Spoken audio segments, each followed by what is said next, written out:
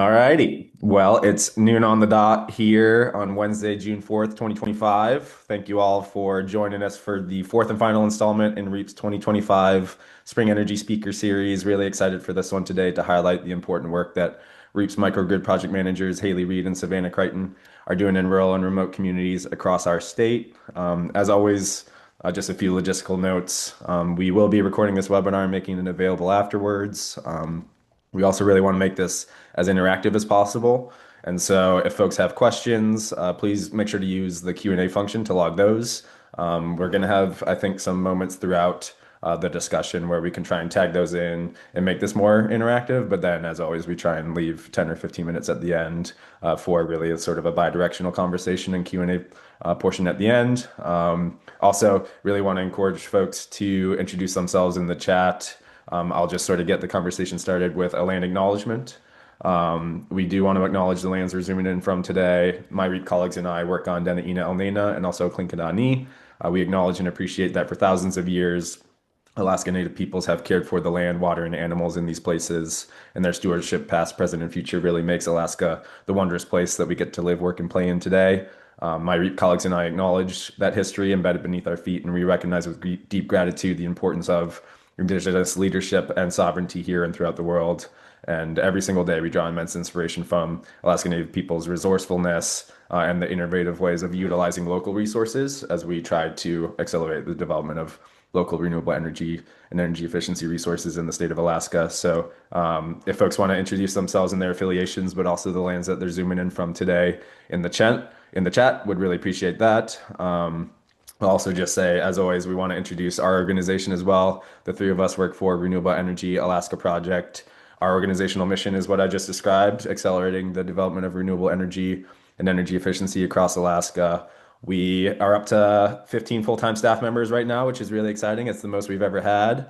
We continue to grow, but we also represent a coalition of over 60 dues-paying member organizations who span electric utilities, local governments, educational institutions, renewable energy developers, other nonprofits, Alaska Native entities, really all driven to work together and fulfill that mission of developing clean energy across the state of Alaska. We have a lot of different teams here at REAP that do great work, but Haleigh and Savannah are our microgrid project managers who run our ETIPP program within our community programs group. And so want to introduce them first and foremost, and then just give a quick overview on how this sort of bi-directional conversation will go today before I hand it off to them to launch into their slide deck, which will help to guide the discussion. So Haleigh Reed, our first microgrid project manager today, moved to Dena'ina Elnena in 2021 to work with Launch Alaska as their climate technology fellow through the Alaska Fellows program.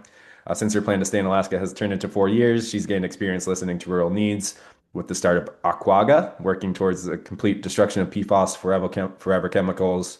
And she also built the coalition with the Alaska Climate Alliance that breaks down industry silos to envision a shared economic future for Alaska. Her previous work led her to energy, realizing the critical role it plays in all aspects of our lives. She's passionate about facilitating opportunities for communities to discuss and make decisions about their own energy futures, which makes her current role a really perfect fit. Originally from Indiana, Haleigh has adopted her hobbies to the dynamic seasons in Alaska, from playing in the snowy mountains to learning to sew during the dark winters and adapting to little sleep in the summers. And then Savannah Crichton, our second microgrid project manager here today. She's motivated to prioritize energy sovereignty in her work at REAP, drawing from her experience in community-led design and renewable energy research. Before joining REAP, she studied engineering and worked as a user experience researcher, connecting closely with people to design better tools, spaces, and services. A position at the Alaska Center for Energy and Power brought her up north, where she joined the education, storytelling, and agrovoltaics research team at ASUP, honing her commitment to community-centered work. Originally from Arizona, Savannah cultivated a lasting love for mountains and always makes time to garden, forage, create zines, hike, and cook. So really excited to highlight the amazing work that they do in our communities. The three of us did a lot of work beforehand prepping for this webinar. So I think I've got a sense of how this will go. But again, this is sort of interactive, and so it could stray a bit from the way that the slides are set up. But we really want to begin with sort of a brief introduction and overview on the ETIPP program that Haleigh and Savannah run for REAP here. They'll go more into the details, but The application period for communities to take part in cohort 5 of that program is now open. Really exciting opportunity to work with REAP and take advantage of resources available to try and evolve local energy systems to be more renewably powered and efficient. But in the context of that open application period, there's been a lot of information shared online and via webinars about the sort of the logistics and just the black and white aspects of the program. And we really wanted to take the opportunity today to share out stories and lessons learned from Savannah and Haleigh's engagements in communities across the state through prior cohorts. And so that's really sort of the meat of the discussion today. And we also just want to frame it all as sort of work that Haleigh and Savannah do within REAP's community programs group. So we'll have sort of an overview on their program, the framing of this as just an aspect of our work through REAP's community programs group, and then really dive into 4 key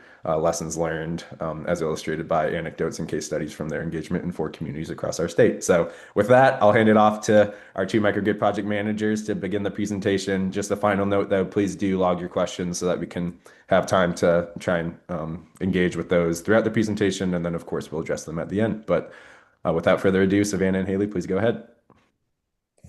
Thanks, Donovan. It's so great to see some friends in the chat, and hello to everyone. We're gonna kick off our off-roading with REAP stories. This is just a little intro slide to us. Thanks again for the introduction. And maybe we'll go to our community programs group. So these are some of the programs and people at REAP who are doing a lot of this off-road rural engagement work. And we just wanted to highlight a few other programs here like PIPP, Annie, and the SSP. Today, we're going to mostly be talking about our work through the ETIPP program, which stands for Energy Technology Innovation Partnership Project. And I think, Haleigh, if you want to discuss a little bit about what ETIPP is and why our ETIPP work is part of this rural tapestry. Yes, I'm on it. So I just wanted to note here, we are able to collaborate with the other programs at REAP through ETIPP pretty extensively, and it's really exciting to have Southeast specific context for communities we work with in the Southeast, as well as some workforce development specific information and resources, and definitely education plays a big role in our ETIPP project. So we'll talk about some ways we collaborate with the other REAP staff through ETIPP and vice versa. So just a very high level of what the Energy Technology Innovation Partnership Project is. We are funded by the U.S. Department of Energy, Office of Energy Efficiency and Renewable Energy, and then they hire or contract the National Renewable Energy Laboratory to administer the technical assistance program. So we work pretty directly with NREL on multiple levels, both from the administration of the program, but also as a technical expert on some of the projects. So REAP is one of 9 regional partners. We are the regional partner for the entire state of Alaska. We get our own region. And you can see on the map just some of the other regional partners who do similar roles in energy projects across the US. And we get to collaborate a little bit and learn about what's working in other places. And a lot of times they like to hear what's going on in Alaska because we have a lot of unique energy challenges and opportunities. So we get to work with all of these national laboratories as our technical experts, providing information and data and analysis on energy projects in Alaska. And so you can see here the 16 communities in ETIPP since 2020. So we are in cohort 4 right now, working with the native village of Scammon Bay, Kotlik, Galena, the native village of Kotzebue, Juneau, and the organized village of Saxman got a little bit cut off there. But we then have previously worked across the state in lots of other communities, and every year we learn more about what is working and what's not working, and like the opportunity to be able to connect these communities with each other so they can share their own stories with each other and learn from mistakes and be encouraged by successes. So just one last touch on the program itself. The technical assistance offers 2 tracks.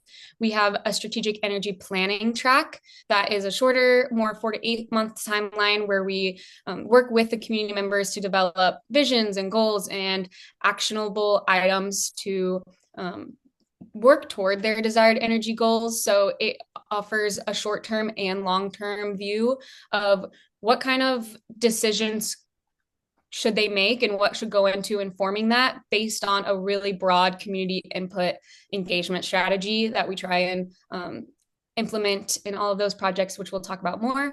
And then the technical deep dive for communities who have a pretty specific challenge or a technical issue that they really need help working through. It's a little bit of a longer timeline between 12 to 24 months, and we can develop a scope of work with multiple tasks and deliverables and recommended funding opportunities and ways to pursue the solutions that are data backed by the engineers at the National Renewable Energy Lab or the Pacific Northwest National Lab. And I'll pass it back to Savannah to talk about some lessons learned. Yeah, well, our outline for today is kind of going through 4 different lessons learned through our real work. And I feel really excited to share some of the case studies and highlight some community members and some of the really fantastic work that we've been able to be a part of through ETIPP. And these are just 4. So if folks have other tips or tricks or lessons learned that they want to share in the chat, or if you have questions or thoughts to contribute as we go through these 4, we would love to hear that. But the 4 that we're going to touch on today are thinking about the unique approach to engagement and outreach, how we highlight community members as the experts, the Alaska-specific context that really makes a difference when a community is trying to make a decision, and then how long-lasting systems really contribute to a successful community energy plan and installation of renewable energy in multiple cases. So this first one that we're going to talk about, we summed up as unique community needs dictate the engagement and outreach strategy. So this is really about thinking through how communities already engage with their community members and kind of tagging in and tapping into that existing network in order to talk about energy, which is something that affects everyone in a community. So it's really important to use that community-driven outreach to accomplish that. Yeah, and I'll just add on a little bit about learning how the community already gathers, which based on what, just building off of what Savannah said, there are a lot of relationships at play in communities that maybe the point of contact that we initially are working with isn't super clear about, or maybe doesn't know even the extent of from the get-go. So I think one of the aspects we always consider when we are initiating engagement and figuring out what the methodologies are finding, for one, locations that are neutral and welcoming. A lot of times communities like to get together to even have our virtual meetings, or when we come in person for community visits, we try and take a lot of the weight of our visit off of the community. It can be a big task to host a group of visitors. And so trying to take that lift off of them, but also understanding what has already been done and what is successful. And maybe if they have they haven't had a lot of successful gatherings or outreach opportunities in the last few years. I know COVID had put a big stop on in-person events. So picking that back up and finding something that really works for the community where they're at right now. And that includes just ensuring that all of the diverse stakeholders or partners in the community who we want to bring to the conversation feel welcome in the physical space that we are planning for. And so even if the folks that we are talking to or are mainly meeting with have an opinion, making sure that we get a diverse and broad perspective and understanding of how those dynamics work in the community really makes sure that the invitation is equally inviting to everyone. And then also making sure that our outreach and engagements are consistent and really authentic, because maybe I'll move on to the next slide to show a different picture. But we visit multiple times throughout ETIPP. We have the budget and expect to have 3 in-person engagements with each community in our cohort, which really, I think after the first time, especially, feels like a trust building opportunity for the community, knowing that we aren't going to go one time and never see them again, that we are committed to this relationship and making sure that we are providing really specialized context based on our own experience. They always love showing us around in our experience and have just so much pride for their community, and being able to in person give us a tour or have us meet folks in town to talk about the progress they've already made and really see the challenges firsthand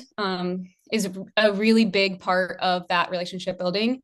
And then a fun part of the community gatherings is finding how to incentivize the entire community. So there are a lot of tips and tricks that we've learned from other folks, from having raffles. The communities are pretty clear about that being a draw for folks who may not usually want to come to a public event. So we've gotten excited about finding local raffling items. So maybe there's a local artist who makes jewelry, or businesses who we could use gift cards for, and really bringing that economic value of having visitors and having events stay in the community. We reach out to regionally specific partners who care about this work, like the utility. AVEC especially has given us some really cool merch to bring to communities to raffle off during community meetings, and because they really appreciate, like, or they think it's a valuable conversation that we're having and appreciate somebody starting and setting that table.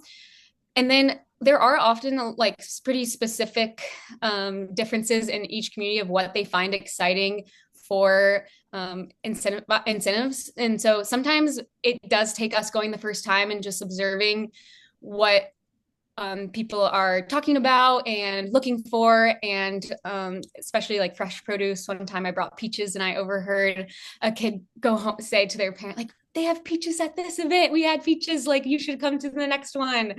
It was really sweet. Or like we bring home weatherization kits sometimes in the summer, where they can have or anytime really, where they have some things that are relevant to the conversation, but also just in high need.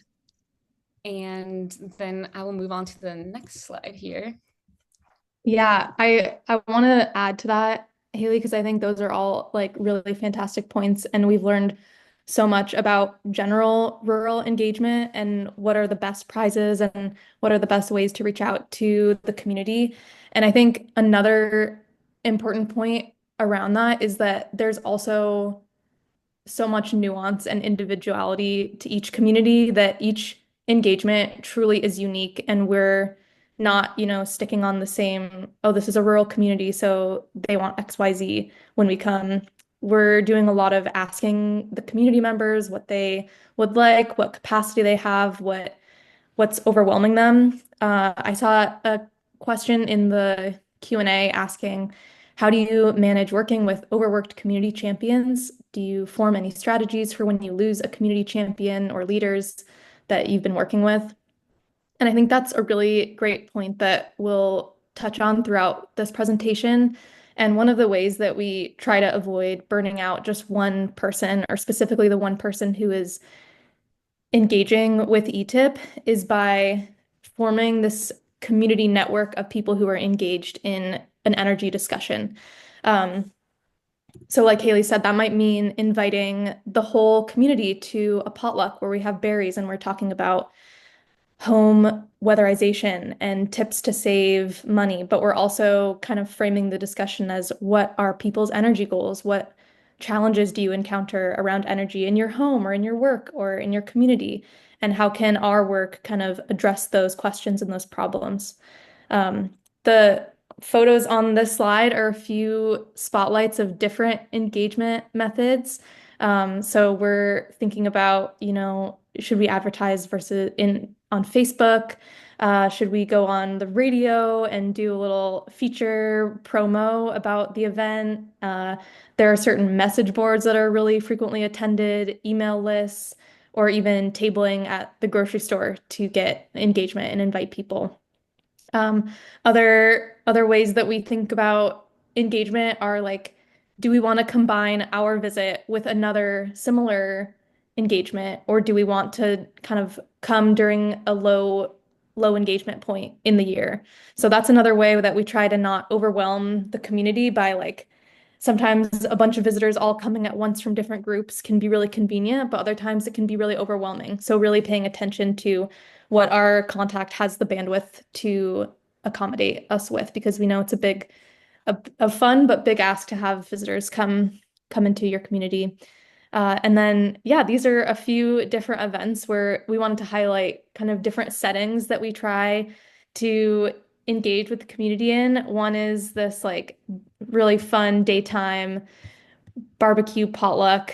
And then another is more of like an evening dinner discussion that we hosted in a restaurant. So we try to be really accommodating and also super flexible with what ways the community already meets, what ways could be a convenient way for us to engage with some of these topics, and making sure there's room for kids to come, making sure there's like coloring sheets or activities for them to do, um, making the space inviting. So yeah, in a neutral space or where people can ask questions, they're surrounded by other community members and friends, so they can sort of like talk amongst themselves and also, feel free to raise their hand and voice their concerns. Um, but yeah, if there's any other questions, or Donovan, if you have any questions or thoughts that this makes you think of, happy to answer those. But I think, yeah. While folks are thinking that, I also wanted to chime in and mention that another engagement strategy that goes along with finding out, like, from the community when is a good time and what else is going on is I was working with Galena recently on a community visit and trying to figure out how to do some more outreach based on a questionnaire we were having for the whole community. And Tim Kalki with Sega there was like, what if you instead of having an event where everybody's coming to a potluck or something, like for our community, actually meeting them where they already are is a good fit for this type of outreach, and not something maybe I or Sega had done before. So on the community visit, we had our community energy, or I went to a meeting that was already happening, and then just kind of walked around and posted up at the city and the tribal office and even the post office, the grocery store, and just kind of chatted with people as they were going to do their errands that they were planning on doing. And instead of having to take like an hour or something out of their day to meet me at City Hall at 6 p.m., I just tried to be flexible in meeting people and just chatting through what we were there to do and what the questionnaire, the meaning and the purpose of getting their feedback was, and had a really great response doing that. I remember someone was just like, oh yeah, I did see that flyer up about the questionnaire, but I just was waiting to talk to someone about it before I took it. And so that was, I was there talking to him about it. So that was, felt like a cool alternative to hosting an event and trying to get people to come to you, but exploring how, like Savannah said, attending events that already exist, or even just showing up for community members as they're doing their daily tasks and just have a couple minutes to chat. I do see a couple of questions. The most common questions asked by event attendees specifically related to energy and energy efficiency. That's a good question. And Savannah, definitely chime in after me, but I think what we notice about community events, especially with the public, is that there is a baseline foundation of language that we try and set initially so that they kind of have confidence in feeling like they know how to make an informed opinion about the topics we're talking about. So typically we will start with even just like, what are the types of renewable energies that exist? Before we're going into, and what does your system look like? Sometimes folks don't really know, like, what are the poles outside and how do we produce the energy that turns our lights on? So starting where we can identify a base conversation or base language for a conversation. So if we're saying, well, hydro might be a good fit, they know what hydro is, and we aren't making any assumptions about what we are saying. They probably know what it is, but maybe we don't even use the same words for it because there are localized kind of ways of referring to different things about the energy and resilience. Maybe they use the word like reliability or something like that. And then in terms of energy efficiency, I think a lot of times people are focused on cost. Like, it costs a lot to heat my home, or it costs a lot to keep my freezer running. And when the electric goes out for multiple days at a time, I might lose the subsistence meat in my freezer that I need for the rest of the year. And so it's usually not as much of a sustainability or kind of environmental conversation. I think the community the community members are really focused on practical cost and just like safety. I hear, unfortunately, a lot of times people having to make a decision about whether to heat their home and pay their electric bill or to buy food for their family. And that is a really big question, and something that I never want to hear have to be a decision made again, but is kind of the weight of the type of conversations and work that we're doing. And Savannah, I don't know if you have anything to add. Yeah, I think another really common experience that comes up when we have these energy themed events is just like the general experiences of resiliency that community members share around, yeah, like this one time our community ran out of stove oil, or, this big flood happened in this year, and this is what our community did to respond to that. Like the erosion challenges that communities face. And all of these might seem more like environmental threats, but they really tie into the energy system and like really stick in people's mind as salient outage periods where like they couldn't have, heat or lights, and they had to all go to like the school for backup, or had to really think about, in a rural setting, in a really critical time, what does our community have the resources to do to respond to that? So I feel like there's a lot of experiences shared around that and questions around what our work is doing to address that. And I think answering that with some of the pathways for their community to explore renewable energy is what we often are able to provide as an answer. And people have, questions about specific locations that they think have a really great renewable energy resource. So it's so fruitful to be in conversation with multiple people in a community, because people have different ideas and people have their own experiences on the land and the water that they can share and be like, oh yeah, this place has really high tide, or like this place gets like a lot of really fast current. So it's having this discussion, like even if one person has this idea, they might not even think of it until someone else says something. So even just the nature of having a public event and discussion, like makes our community contact have more ideas, and they're like, oh, we could bring this person in to the discussion in the future, which kind of relates to maybe this question of reducing burnout on one specific community member who you expect to have all of the answers and all of the knowledge of the land. Like it's about, sharing that as a community decision. And yeah, lots of questions about saving money too. And I think what you were just saying, Savannah, really ties into this centering community voices as the experts of their energy system. So I do see some more questions, but I'm hoping that we can answer them throughout with some more context and pictures and examples, so we don't have to repeat anything, but we'll make sure we get everything answered. So this lesson is, and what Savannah said reminded me of how often communities feel like energy experts are coming into the community and telling them what the solutions are to their perceived problems.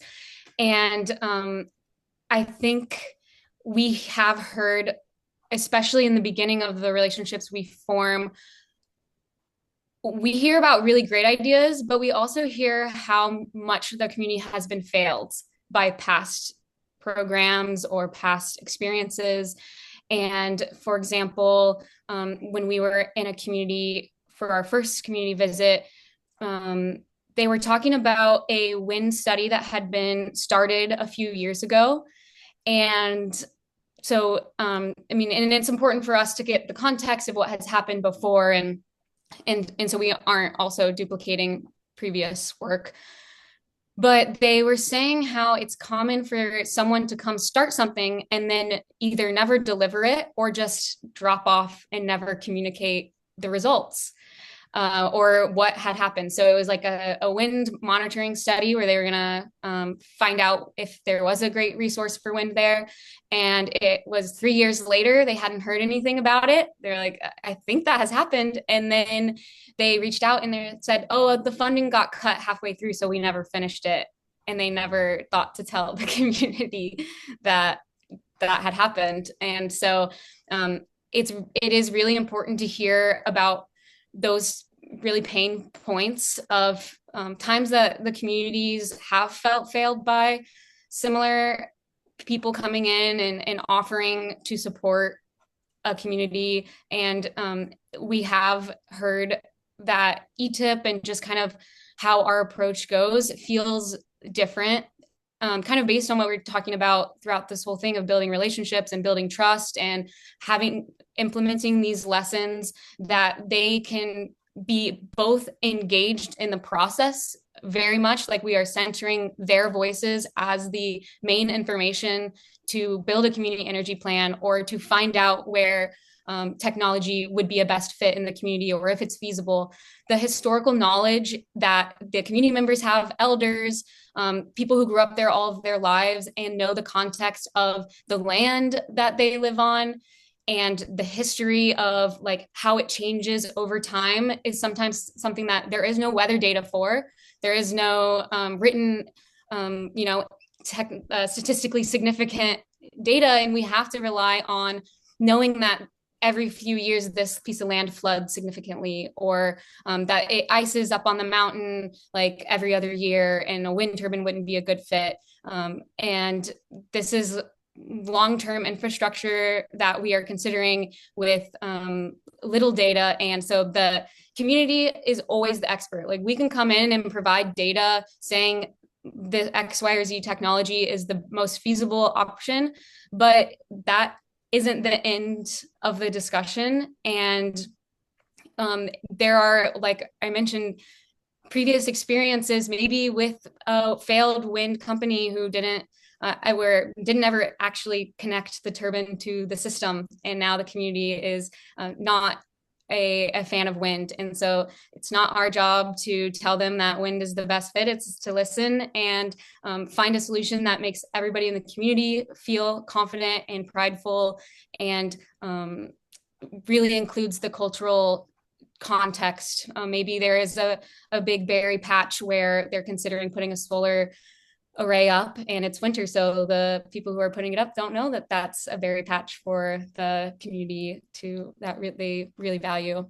And then also you can see in this photo, this is in Kotzebue, and we had some really awesome elder participation where we got to hear some of the first stories of like the light bulb, a first light bulb coming into a rural community, like within the time or lifetime of a lot of the people we have conversations with, like electricity was just coming into being in that community since they've lived there. And so hearing how impactful like energy has been in their lifetime is really informative and can be a really powerful story to amplify and help them share with their community and help them like bring perspective to the community energy plan, knowing where the community started, and so they can help figure out where they want their energy future to go. And then quickly, another way outside of like in-person events that we try and get broad perspective, because it can be a little intimidating to see like a community energy conversation when you maybe don't feel like you know a lot about energy, so you maybe don't have a lot to contribute. So we try and make all of our events really inviting and clear about it being open for all, and also try and use surveys and other interviewing tactics to make it more accessible, giving a lot of options and types of engagement to bring perspective, because we do talk to a lot of community leaders, and oftentimes we talk with people who know more about energy than the average person in the community. So creating ways that all people hopefully in the community can feel heard and accounted for, and participating in the development of energy in their community is important. And we've found some ways to try and encourage outside participation of not just the leaders and the people who think about it all the time, but the people who are just affected by it and also use it in their daily lives, maybe more than they realize. Yeah, I think that's a really great point, Haleigh, especially because I know that you and I both focus a lot on tailoring engagement to an audience and making sure that there are multiple accessible touch points for people to plug into an energy discussion, whether it's like, yeah, sharing a story of electricity or of high costs and what that meant for someone and their family. And that's like a way that we try to make sure this discussion is accessible to the public. And then also, thinking about maybe council members, tribal council members or city council members want to engage often, but it's difficult that, they have like their specific council meetings and they can't come to every single energy meeting. So making sure we have frequent, but maybe like monthly or every 6 week spotlights where we check in with these like elected officials and decision makers and get their feedback, versus someone who's involved with like the weekly meetings of the project and they're spending lots of time thinking about this. So offering those multiple frequencies and methods of engagement is a really big way that we try to tailor that and allow multiple community voices to be part of the discussion. This is a highlight from a tribal and city council strategic retreat, where we've been meeting multiple times, like having those frequent touch points with the tribal and city council to make sure we hear their concerns. And part of that frequency is making sure you build a relationship and trust with people so that they can share those positive experiences and also negative experiences, either with this program or other programs, and finding ways to address those, make sure we have follow-up, that we are clearly addressing those in a timely manner, and reflecting back to the community the priorities that we have heard from them, and making sure, we heard this. Does that sound accurate? What's missing? And, what can we add here? Because everyone has a story or an idea that they want to bring to the table. Focus groups on this slide that Haleigh just navigated to is another way that we try to gather multiple touch points of input in a bit more of a small group structured way with this very specific scope of what we're talking about. So this focus group was in Juneau, where we held a session dedicated to understanding EV and heat pump adoption in Juneau, where we learned from multiple nonprofit and educational and organizational leaders, where we really made sure to gather the insights all together. Again, in that discussion forum is a really great avenue, and then carry those lessons forward into future work. So we're not, having to keep burdening people with asking for context. We can kind of gather it all together, take advantage of the hive mind and collective memory of everyone and implement those lessons. Let's see. Okay, great. Our next I'm Donovan. We have 2 lessons left. Yes, this one is supporting informed decisions with Alaska-specific context in order to build momentum. And this one is really about making sure the right partners are in the room, which is thinking about both leaders and decision makers across multiple organizations from within the community and outside experts, where we can kind of paint a very complete picture of what work has been done, what the current reality is, and where people want to go in the future. And let's see. Do you want to just touch on our partnership with ANTHC, Haleigh? Yeah, well, so we work with NREL Fairbanks a good amount, and they have a really strong presence in Alaska and background, but sometimes we work with labs that are outside of Alaska, or maybe some of the team members on those lab teams haven't been to Alaska or don't have a lot of context. And so something that REAP identified in this work as important is having Alaska-based context that can draw from real work and technical feasibility of projects in Alaska. So Savannah and I don't have that type of experience, and it's kind of a little bit outside of our role. So we were able to subcontract with the Alaska Native Tribal Health Consortium's energy team, and bringing the engineers there who work on solar and renewable energy projects in rural Alaska all the time through their program brings so much local context to our projects and the work that the lab team is doing outside of Alaska. And so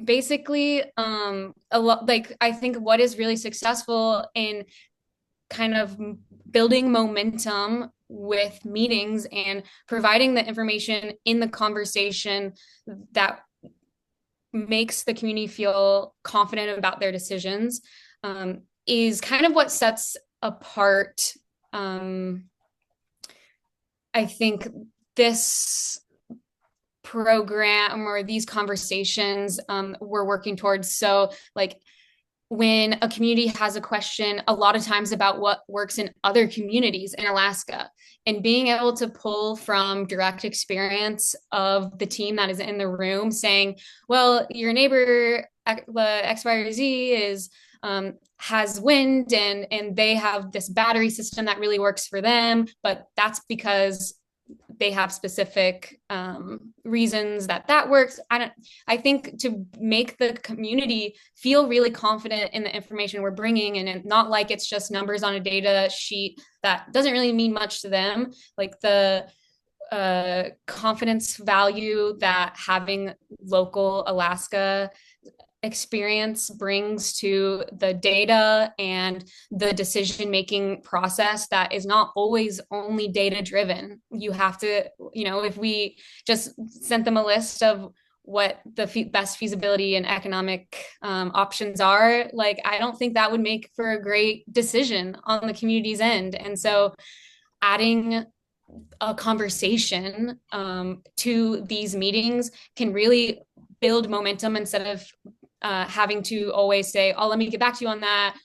Like, I'll find you a resource and send it later. Like, we do that often, and is always a great option versus not knowing the answer and never sending it to them. But we really have heard great feedback from the communities of adding confidence and feeling informed about the energy decisions they're making for the community based on having the right people in the room, from REAP having an Alaska statewide presence to ANTHC having a very technical presence in Alaska, and then having that outside data, more process oriented perspective of the national laboratories.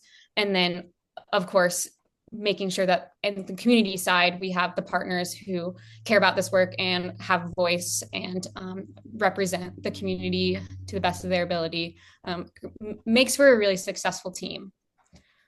I think this is another chance to highlight the collaboration of the community programs group at REAP, because we also are not just relying on, me and Haleigh's experience, but all of the information and knowledge within other members at REAP who you've heard from some of them throughout these speaker series.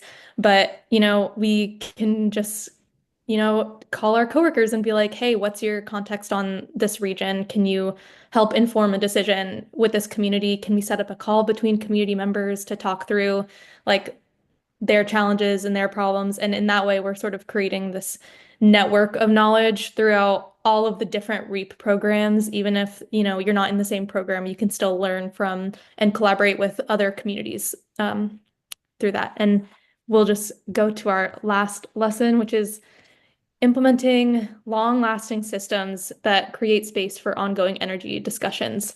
I think this was maybe a question in a few of the Q&As, but, thinking about how to engage community members or leadership in a sustainable, ongoing way. And this has been, one of the really great parts of ETIPP is thinking about how to do this successfully.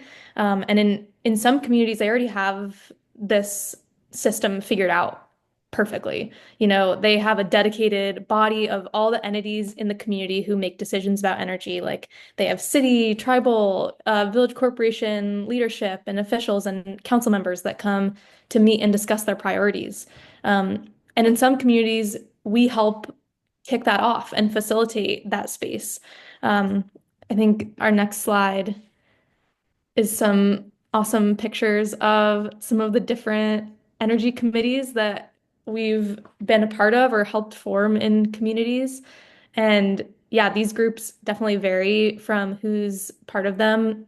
Lots of them have leadership, elected council members, staff members who are working on different environmental projects, IGAP coordinators, community members, elders, youth. A huge team of community members goes into planning and informing these energy decisions. And yeah, many of these discussions that we have are framed around how people envision the best future for their community. So what they love about living in their community, what they want to sustain or improve for future generations, and how energy can be a part of that future. So yeah, it's oftentimes really meaningful discussions and stories, and what people love about their communities really shines through in these energy discussions, which is just such a wonderful part of the work. Yeah, and I see a question about how any differences in energy priorities are discussed within the community. So like the different needs of the tribal council, the village corporations, the government, the school, and the residents, et cetera. And that really reminded me of when we were in Kotzebue back in April. We had a community energy planning workshop where it was open to the public, but it was in the afternoon, kind of during the workday. So the people who attended, it ended up being such an like diverse group of attendees, and from the like regional corporation to the tribe to the city staff, and just some residents joined. There was, I think, a student, like a younger person there, and just quite the variety of some school representation. past utility staff, current utility staff. So what was really powerful in that discussion was how much they valued even being set a table for everyone to sit at. And the appreciation of having just a reason to gather to discuss these topics that everybody cares about and affects everyone, but isn't necessarily somebody's job or on their to-do list to create. And what they all had in common in their discussion was that they wanted to make Kotzebue a place to for their future generations to live and thrive was a big theme, and also how much collaboration amongst the community of Kotzebue helps make them successful. And it was a big theme of not having much political opinion about one certain technology over another, or there weren't a lot of, it seemed like, preconceived notions about which solution or what set of solutions would be the best fit for the community. Everyone just agreed that the cost of living is too high and they need to make it sustainable for their families and for the community to keep growing and being and thriving really in the future. And so having that really be a core value and valuing collaboration so much as both like a cultural value that they have and something they wanted to bring into their work and into these discussions took a lot of the conflict of whether someone likes one technology over the other. It was definitely about really seeking solutions to reach the common goals that they had, which really were just making Kotzebue a better place to live in the future. And what that consisted of was pretty similar across like different groups and different people, of like making it cost effective to live there and et cetera. So I think that's how we kind of deal with the differences in energy priorities, is by really sitting at the root of what are the goals that everybody wants and what are the challenges that the community has. And usually that's a really good place to start to build connection and build consensus, so that once we are identifying some solution options, it can be clear what each one brings to the table. And then we just have this really cool quote that the past city administrator and McGrath had said about their community energy plan. I'll just quickly read it. She was just saying that it's much more comprehensive than she had imagined when she first initiated contact with ETIPP. It really bridges a depth of knowledge that was built in the community, and it is the strongest testimony of the program's success is that they have established an energy committee, which will be the platform to pursue future community projects. And so that's kind of what Savannah was talking about with it's not an ETIPP project committee. It is the community's energy committee that happens to be working on ETIPP. And then at the end of the project, like that is a formed and like process that can continue even after ETIPP. And then another quick thing that we do to try and create lasting change is through education and bringing up a lot of these topics and helping increase understanding of what are the projects going on and the funding that has been awarded to your community. What would it mean if you were to build renewable energy in your community? Like, how does it even technology work? So you can see some fun activities we've done with Tyler, our energy educator, came out to McGrath and had a little test turbine for the water, since they were looking at some hydrokinetic technology. And the kids got to angle spoons on the turbine to try and figure out how the water would flow and push the turbine quickest. And then they could measure it, the amount of power it could produce. And then we had some adult education here in the middle about how to make decisions as a community. We've also done some energy efficiency education for adults while we were doing some home energy audits there. There's a lot of student activities, testing what light sources produce the most potential for energy, and can they get a little card to be powered by a solar panel. And so just both adult and youth is usually a way that we try and bring these topics up, gain excitement, gain understanding in an engaging way, and so that it can just keep building as the community works towards their goals.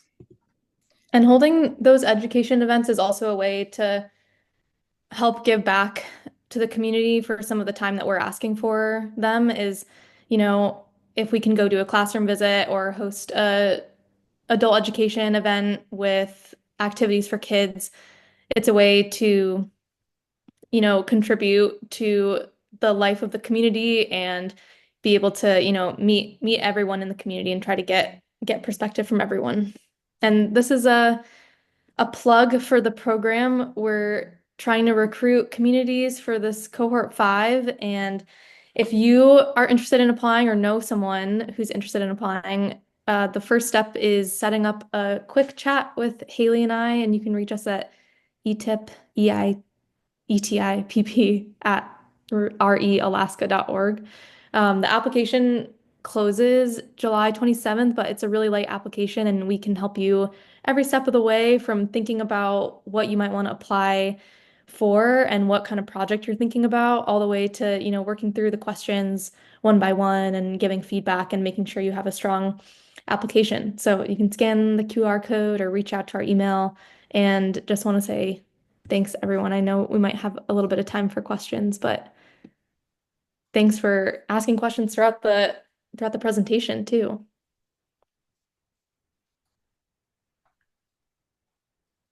Well, thank you both. Yeah, I know we've got just a few minutes left, and obviously you've done a really great job of answering questions that were asked throughout using the Q&A function. If folks have others they want to throw in there, we're already sort of close to capacity, but I see Haley's furiously typing away to answer a few live as well.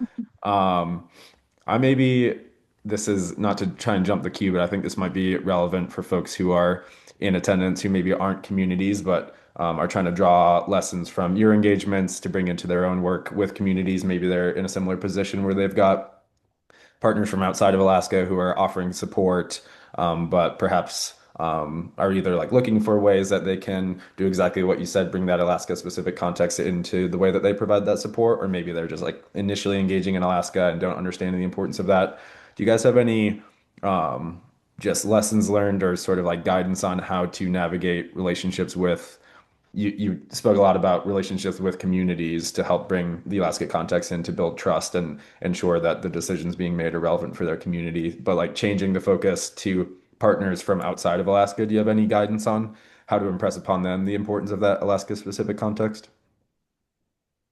Yeah, I think there are so many fantastic resources out there for people to start gaining context, and they don't have to be like official papers.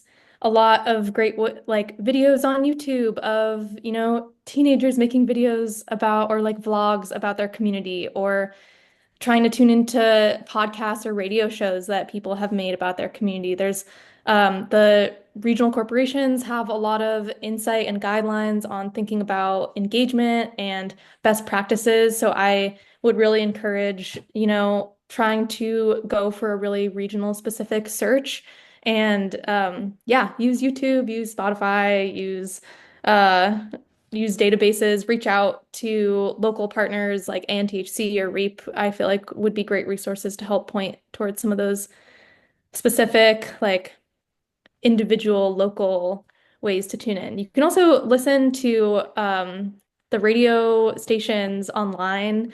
I know a lot of council meeting notes are published online too, so reading through that to get context and background is another great way.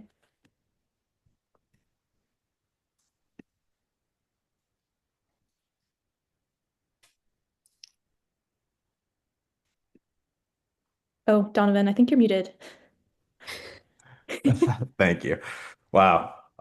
First time I've done that in a while. Well, I was just going to say thank you both for sharing your perspective and expertise. We're getting close to the end of the hour here. Any other just wrap up thoughts? I mean, I have a lot of just like key takeaways that I had. So maybe as you gather your like final statements, I think we should hear from you finally. But a few, maybe even just like calls to action for folks in the audience as well. I know we've got folks representing communities. We've got others who do similar sort of like community engagement work across Alaska. We've also got non-Alaska partners. And so just, you've got the slide in front of you there, and I included some information in the chat. But if you're at all interested in working with us, whether through the ETIPP program or some of the other community programs that we alluded to earlier, please just reach out to REAP. We're really driven to support communities, like I said, in their efforts to design and evolve their energy systems to be more renewably powered and efficient. And so hopefully this has just been a taste of the way that we center community voices and try and do that work in the best way that is long lasting and supportive of the community's goals.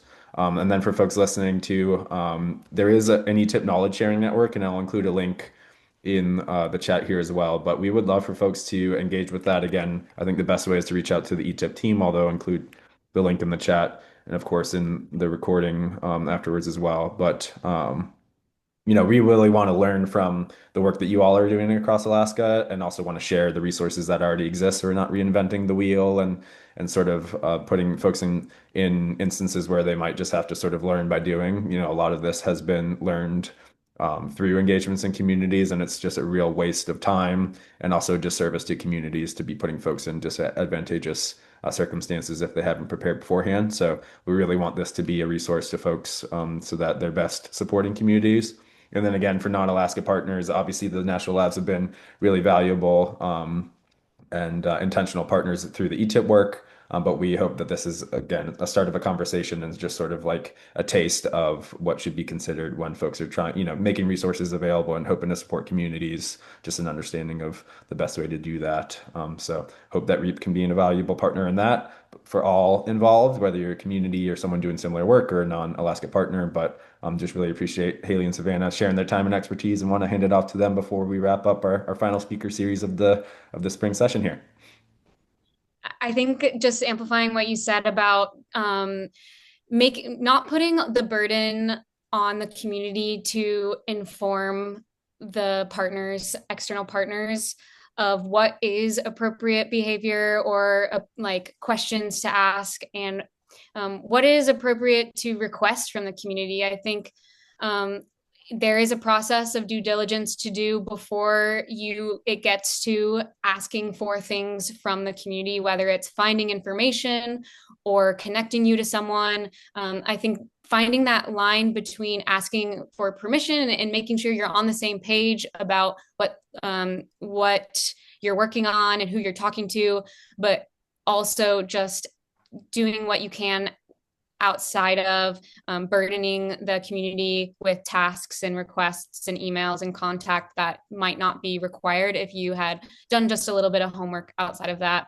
And then I also think that sharing all of your input, if you're a community member who've had a great experience with a different program or with partners that are kind of similar to this, and you would love to share that with us so we could learn from that.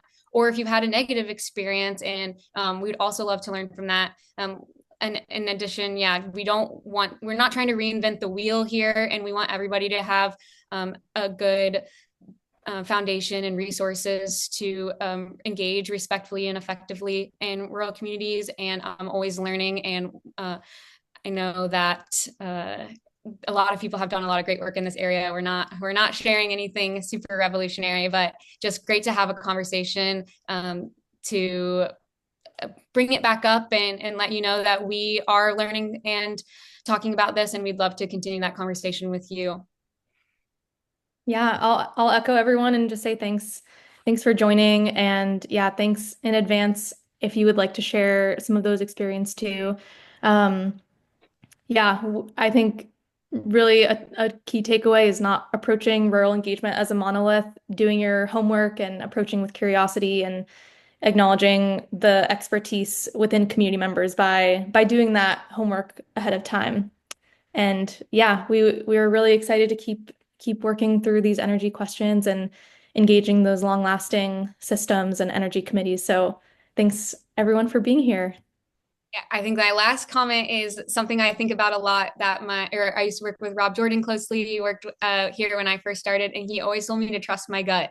And I found that to be really good test of if something feels right and is respectful and is within my experience of knowing that an action is the right choice, or if it's a good test to do a little bit more research and wonder why I'm feeling that way. So trust your gut if you feel like something might um, be not the right fit, and follow that.